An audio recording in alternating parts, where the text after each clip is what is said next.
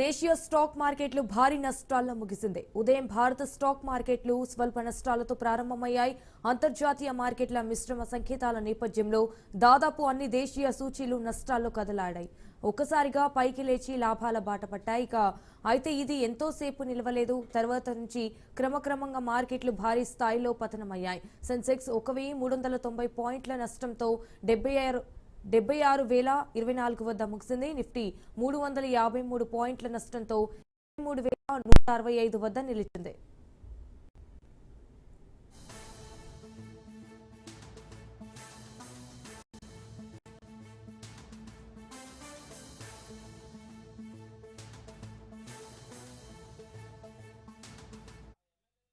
దేశీయ స్టాక్ మార్కెట్లు భారీ నష్టాల్లో ముగిసింది. ఉదయం భారత స్టాక్ మార్కెట్లు స్వల్ప నష్టాలతో ప్రారంభమయ్యాయి. అంతర్జాతీయ మార్కెట్ల మిశ్రమ సంకేతాల నేపథ్యంలో దాదాపు అన్ని దేశీయ సూచీలు నష్టాల్లో కదలాడాయి. అయితే ఒక్కసారిగా పై లాభాల బాట పట్టాయి.